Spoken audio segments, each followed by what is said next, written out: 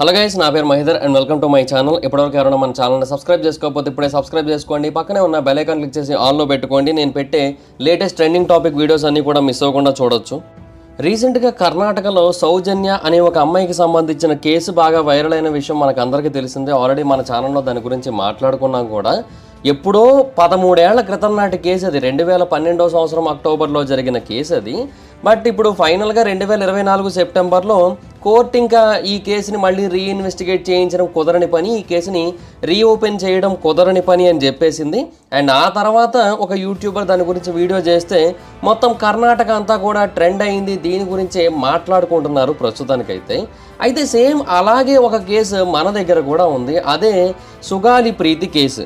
2017వ సంవత్సరం ఆగస్టు 19న తన స్కూల్లో కొన్ని సస్పీషియస్ సిచ్యువేషన్స్ మధ్య సుగాలి ప్రీతి చనిపోయింది. ఆ స్కూల్ మేనేజ్మెంట్ అయితే ఆమెది ఆత్మహత్య అని చెప్పారు. బట్ ఆ అమ్మాయి యొక్క తల్లిదండ్రులు, ఎస్పెషల్లీ ఆమె తల్లి అయితే ఆమె మీద మానభంగం జరిగి హత్య చేయబడింది. అండ్ అలా చేసింది కూడా ఎవరో కాదు, ఆ స్కూల్ హెడ్ యొక్క కొడుకులే అని అయితే అప్పటి నుంచి ఇప్పటి వరకు పోరాటం చేస్తూనే ఉంది.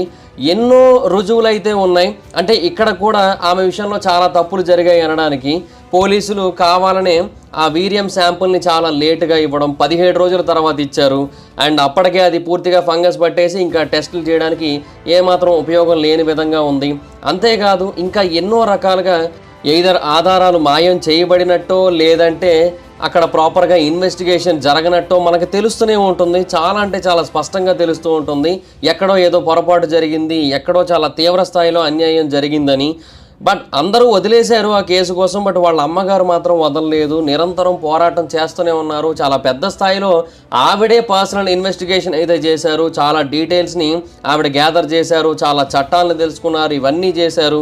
ఎంతోమంది పొలిటీషియన్స్తో మాట్లాడడానికి ట్రై చేశారు. ఎవరి దగ్గరికి వెళ్ళినా కూడా దీని గురించి పట్టించుకున్న పాపాన పోలేదు. ఫైనల్గా పవన్ కళ్యాణ్ గారితో మాట్లాడిన తర్వాత ఆయన కర్నూలు బహిరంగ సభలో దీని గురించి మాట్లాడి అందరికీ తెలియజేసిన తర్వాత మళ్ళీ సుగాలి ప్రీతి కేసుకి రీచ్ వచ్చింది. అంటే పీపుల్లోకి ఈ కేసు గురించి పూర్తిగా రీచ్ అయ్యింది. అండ్ చాలామంది చాలా కాన్ఫిడెంట్గా నమ్మింది ఏంటి అంటే కూటమి ప్రభుత్వం వచ్చిన తర్వాత ఆమెకి న్యాయం జరుగుతుంది అని. అంటే పవన్ కళ్యాణ్ గారు ఆ హామీ ఇచ్చారు కూడా ఆమెకి. అండ్ కూటమి ప్రభుత్వం వచ్చాక డెఫినెట్గా ఎవరైతే తప్పు చేశారో వాళ్ళకి శిక్ష పడుతుందని అందరూ ఎక్స్పెక్ట్ చేశారు. అండ్ ఎవరైతే నేరం చేశారని అక్యూజ్డ్ పీపుల్ ఉన్నారో వాళ్ళని అరెస్ట్ చేశారు. బట్ ఆ తర్వాత మళ్ళీ వాళ్ళని బెయిల్ మీద అయితే వదిలేయడం జరిగింది. అయితే ఈ పవన్ కళ్యాణ్ గారి ఇన్సిడెంట్ జరిగిన తర్వాత జగన్మోహన్ రెడ్డి గారిని ఆ ఫ్యామిలీ మెంబర్స్ అయితే కలిశారు. అండ్ అలా కలిసిన తర్వాత ఆయన ఈ కేసుని సిబిఐకి అప్పచెప్పడానికైతే ఒప్పుకున్నారు. ఈ కేసుని సిబిఐకి అయితే హ్యాండ్ ఓవర్ చేశారు. బట్ ఆ తర్వాత కూడా కేసులో ఇన్వెస్టిగేషన్ అయితే ముందుకు వెళ్ళలేదు. ఫస్ట్ ఆఫ్ ఆల్ అసలు సిబిఐ వాళ్ళు ఆ కేసుని అయితే టేకప్ చేయడానికి ఏమాత్రం ఇంట్రెస్ట్ చూపించలేదు. ఆ తర్వాత పోలీసులే ఏదో కొంచెం హడావిడి చేసినట్టుగా చేసి ఎవరినో విచారిస్తున్నట్టుగా విచారించి సంథింగ్ ఏదో చేశారు తప్ప వాళ్ళ అమ్మగారు ఏవైతే పాయింట్స్ని రైజ్ చేశారో ఆ పాయింట్స్ ఆధారంగా అయితే మాత్రం ఇన్వెస్టిగేషన్ జరగలేదు. కంప్లీట్గా డిఫరెంట్ వేలో, కంప్లీట్గా ఆపోజిట్ వేలో, అసలు సంబంధం లేని విధంగా ఇన్వెస్టిగేషను తర్వాత విచారించడం ఇలాంటివన్నీ జరుగుతూ వచ్చాయి. సో దానివల్ల ఏంటంటే ఈ కేసు అసలు ఏమాత్రం ముందుకైతే వెళ్ళలేదు. అయితే ఆ తర్వాత సిబిఐ వాళ్ళు ఎంతకీ కూడా కేసుని టేకప్ చేయకపోయేసరికి వాళ్ళ అమ్మగారు సెప్టెంబర్ 11, 2020న హైకోర్టుని అయితే అప్రోచ్ అయ్యారు. హైకోర్టుని అప్రోచ్ అయ్యి సిబిఐ వాళ్ళని ఈ కేసుని టేకప్ చేసేలా చేయాల్సిందిగా వాళ్ళకు పిటిషన్ అయితే వేశారు అక్కడ. అండ్ కోర్టు ఇమీడియట్గా సిబిఐ వాళ్ళకి దీని గురించి ఒక కౌంటర్ని అయితే ఫైల్ చేయమని చెప్పింది. అండ్ దానికి సంబంధించి సిబిఐ ఎస్పీ అయిన రఘురామ్ రాజన్ గారు రీసెంట్గా ఒక రిపోర్ట్ని అయితే ఇచ్చారంటే ఒక కౌంటర్ రిపోర్ట్ లాగా. అప్పుడు ఆయన చెప్పిన మాట ఏంటి అంటే ఆయన చెప్పింది February 16, 2025 ఒక 1 month బ్యాక్ అంతే.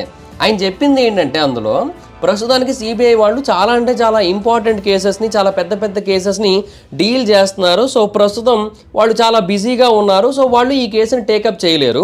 అండ్ వాళ్ళు చెప్పిన రెండో పాయింట్ ఏంటి అంటే ఈ సుగాలి ప్రీతి కేసుని ఇన్వెస్టిగేట్ కూడా చేయలేరు. ఎందుకంటే ఈ కేసు రిలేటెడ్గా ప్రాపర్ రీసోర్సెస్ లేవు. అంటే ఇన్వెస్టిగేషన్ చేయడానికి ఏవైతే కావాల్సి ఉంటుందో అవేవి కూడా లేవు. సో అందువల్ల ఈ కేసుని ఇన్వెస్టిగేట్ చేయలేము అని అయితే వాళ్ళు మెన్షన్ చేశారు. సో సుగాలి ప్రీతి పేరెంట్స్ ఏదైతే పిటిషన్ని ఫైల్ చేశారో దాన్ని డిస్మిస్ చేసేయాల్సిందిగా వాళ్ళు అందులో మెన్షన్ చేసి కోర్టును అయితే రిక్వెస్ట్ చేశారు.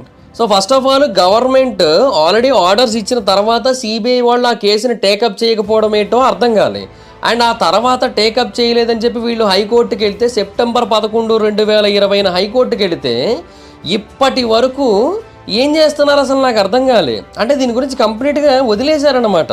ఇన్ఫ్యాక్ట్ ఆవిడ ఒకసారి ఒక ఇంటర్వ్యూలోనే ఎక్కడో చెప్పారు, అంటే ప్రీతి వాళ్ళ అమ్మగారు ఏమనంటే, అనిల్ కుమార్ యాదవ్ గారు ఉన్నారు కదా అప్పుడు మినిస్టర్ ఆయన, సో ఆయన దగ్గరికి వెళ్ళి అడిగితే డెఫినెట్గా నేను దీని గురించి తెలుసుకుంటాను, యాక్షన్ తీసుకుంటాను అన్నట్టుగా చెప్పారంట. బట్ మళ్ళీ 15 రోజుల తర్వాత వెళితే అక్కడ నుంచి బయటికి పొమ్మన్నారంట.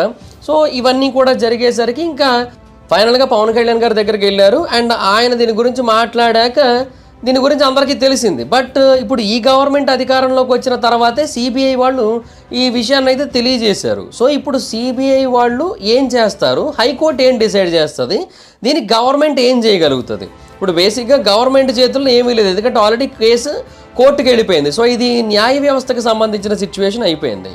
సో ఇప్పుడు సిబిఐ వాళ్ళు ఏదైతే రిపోర్ట్ ఇచ్చారో దాన్ని బట్టి కోర్టు ఏం డెసిషన్ తీసుకుంటుంది అనేది చూడాల్సి ఉంటుంది. లేదు అంటే పర్టికులర్గా ఈ ఒక్క కేసు కోసం ఒక సెపరేట్ యాక్ట్నే ఫామ్ చేయాల్సి ఉంటుంది. ఆర్ లేదు ఇవి రెండు కాదంటే మేబీ ఒక స్పెషల్ ఇన్వెస్టిగేటివ్ టీమ్ సిట్ని ఏర్పాటు చేయొచ్చు, అలా కూడా చేయొచ్చు. ఒక ప్రత్యేక కోర్టుని కూడా ఏర్పాటు చేయొచ్చు దీనికోసం. అంటే ఏదైనా ఒక సెషన్స్ కోర్ట్ లాంటి దాన్ని దీనికి కేటాయించవచ్చు, లేదంటే ఒక స్పెషల్ కోర్ట్ని దీనికోసమే ఏర్పాటు చేయొచ్చు. ఇలాంటివి ఏమైనా జరగచ్చు అంటే ఈ పర్టికులర్ కేసు కోసం. బట్ ఏదైనా హైకోర్టు ఏదో ఒక క్లారిటీ ఇచ్చేంత వరకు మనం ఏమీ చెప్పలేము, అది ఇక్కడ ఉన్న పాయింట్.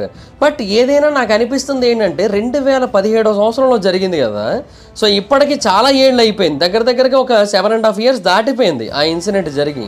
సో ఇక మీదట కూడా ఈ కేసు విషయంలో ఏదైనా ఇన్వెస్టిగేషన్ జరుగుతుందా, ఆ అమ్మాయికి న్యాయం జరుగుతుందా అంటే డౌట్గానే ఉంది నాకైతే. అంటే ఏ గవర్నమెంట్ వచ్చినా కూడా ఏదైనా చేయగలుగుతుందా అంటే ఏమో చెప్పలేకపోతున్నా. ఇప్పుడు వీళ్ళు సిట్ని ఏర్పాటు చేశారే అనుకుందాం, ఒక స్పెషల్ కోర్ట్ని కూడా ఏర్పాటు చేశారనుకుందాం, లేదంటే ఒక స్పెషల్ యాక్టే తీసుకొచ్చారనుకుందాం. ఏం చేసినా కూడా వాళ్ళు న్యాయం చేయగలుగుతారా? అసలు ఇన్నాళ్ళుగా ఎందుకు జరగలేదు? 2 గవర్నమెంట్లు మారాయి, మళ్ళీ ప్రీవియస్ గవర్నమెంట్ ఇప్పుడు వచ్చింది యాక్చువల్గా. బట్ అయినా కూడా కేసు ముందుకెళ్ళట్లేదు. ఇంకా అమ్మాయికి న్యాయం జరుగుతుందా? అసలు నాకైతే నమ్మకం లేదు. మరి ఇక్కడ ఏం పాలిటిక్స్ ప్లే చేసాయో అర్థం కావట్లేదు. క్యాస్ట్ పాలిటిక్సా, లేదంటే రిచ్ అండ్ పూర్ పాలిటిక్సా, లేదంటే పవర్ వర్సెస్ నో పవర్ పాలిటిక్సా, ఏంటో ఏం అర్థం కావట్లేదు. కానీ ఈ కేసు కూడా అలాగే ఉంది, ఈ కేసు కూడా ఎటు తేలనట్టే ఉంది. ఈ కేసు విషయంలో కూడా సిబిఐ వాళ్ళు చేతులు ఎత్తేసారు.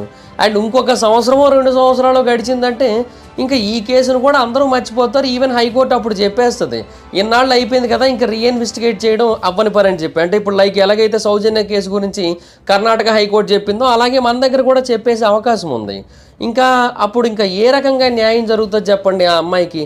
ఆ అమ్మాయికి కాదు, ఆ అమ్మాయికి న్యాయం జరగడం కోసం 2017 సంవత్సరం నుంచి ఇప్పటి వరకు పోరాడుతున్న వాళ్ళ అమ్మకి ఎవరు న్యాయం చేస్తారు?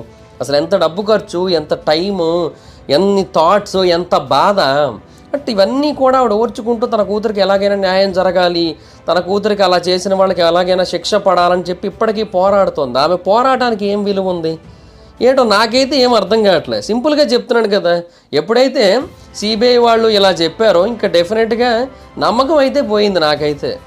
ఏ గవర్నమెంట్ ఉన్నా ఇంతేనేమో. ఇంకా ఏంటో మీరేమనుకుంటున్నారు? ఎప్పటికైనా సరే సుగాలి ప్రీతికి న్యాయం జరుగుతుంది అనుకుంటున్నారా, లేదనుకుంటున్నారా? ఏమనిపిస్తుందో కింద కామెంట్ సెక్షన్లో చెప్పండి. మీ ఒపీనియన్ ఏంటో చెప్పండి ఈ మొత్తం సిచ్యువేషన్ మీద. అండ్ నాకైతే మాత్రం జరుగుతుంది అనిపించట్లే. లెట్స్ సీ, చూద్దాం. So that's it guys, this is the video.